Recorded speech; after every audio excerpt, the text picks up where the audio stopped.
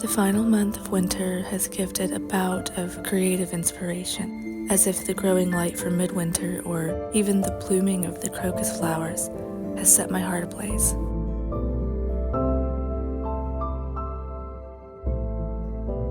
In this video, I'll be sharing 3 projects that I started this winter, all in a state of beautiful imperfection.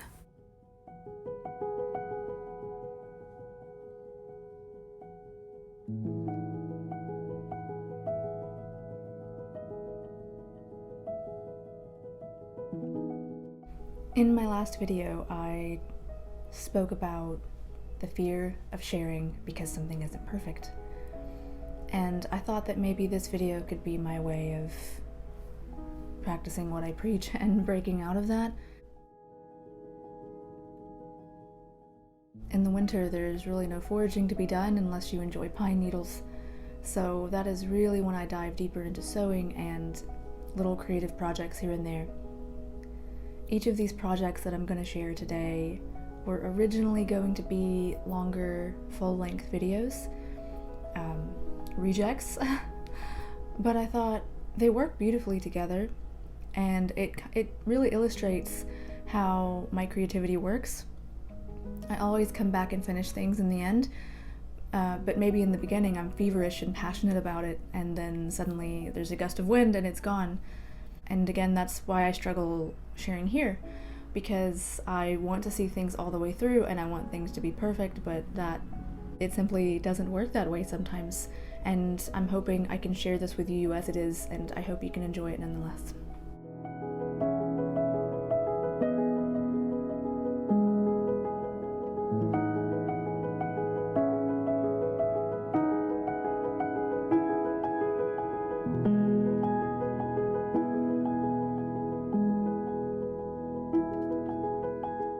Winter is a time of introspection and planning and turning inward. We know this, so naturally I stitched a new journal. I've been journaling almost every morning for the past 10 years or so, but for some reason I really struggled the past couple of weeks, and I phased in and out of a couple of different journals. Nothing felt right, even if I made it myself. And then as I was decluttering for the spring in January, I came across my scrapbook pile. I found an old journal skin, and it had empty pages in it that just needed to be stitched, and it felt right. So I spent some time stitching up a new journal, and it's been a dream to write in. It just flows. It feels good. I don't know how to explain it. I guess if you're into writing and journaling, then hopefully you will understand.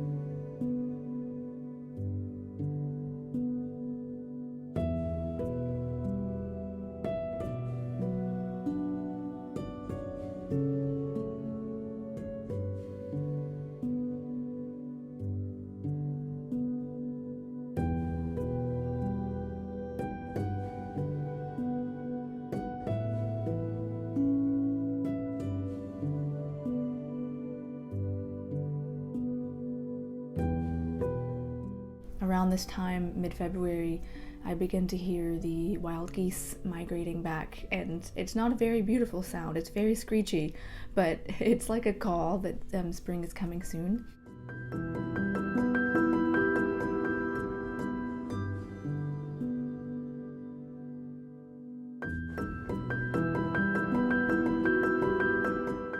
naturally I'm really inspired by birds. And even if I were to go on a hike on the dam that I featured in the last video around this time and right before spring starts, there are these beautiful swallows flying and zipping over the dam and gulping down into the water. And I remember feeling so alive and inspired when I saw that. So I've tried to embroider a sparrow. It's my poor attempt at embroidery. I've just finished some embroidery and it's puckering.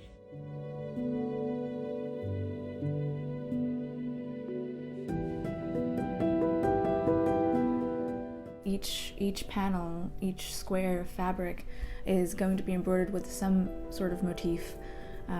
However, I soon realized that would become a background project, so something that I'm not rushing to finish. It's more of an artistic endeavor, so I have it tucked away, and when the mood strikes, I will pick it up again and keep embroidering other motifs. But for now, I filmed a little bit of my sketching and design for this one. Like I said before, sometimes I dive into a project and then I leave it as quickly as I started, and this lace patchwork dress is one of them.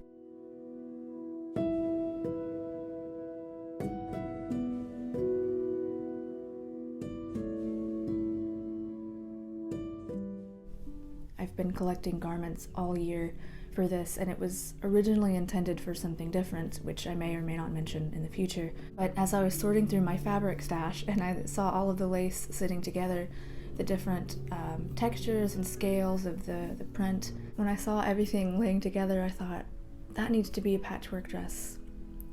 Knowing how difficult and time-consuming the project would be, but again, it's just a background project that I can pick up when I feel inspired. I'm really in love with the scale of the different patterns and how they work together to create this really unique variation in texture. As you can see, there is a difference in warm versus cool white. So I'm going to try and tea dye these because I believe they're all natural cotton fiber. We're now 2/3 through February and I've picked it up again, and the thrill is back. So I'll show you bits and pieces of where I am at now with that, but in the next couple of days I hope to finish it.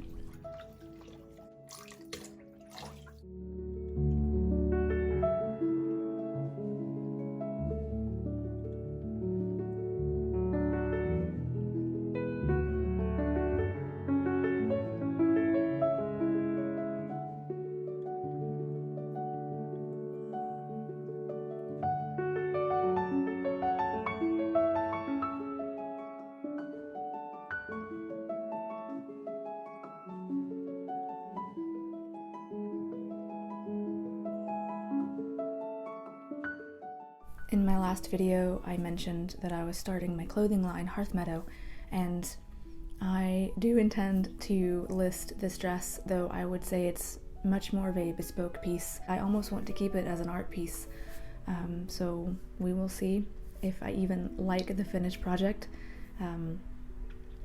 Yeah.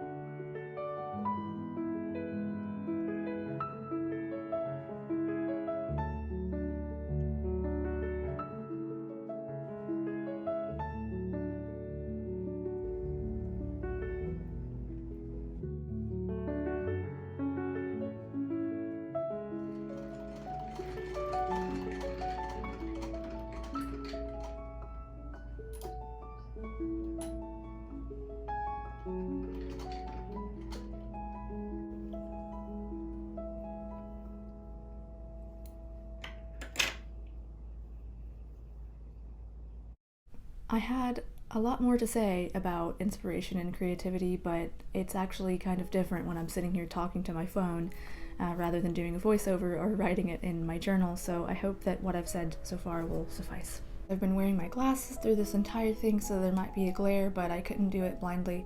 It's nearly 11 and I'm losing some of the beautiful sunlight that I get in here, so I think I'm gonna end it here. I just wanted to tie all of this together and let you know that I am trying.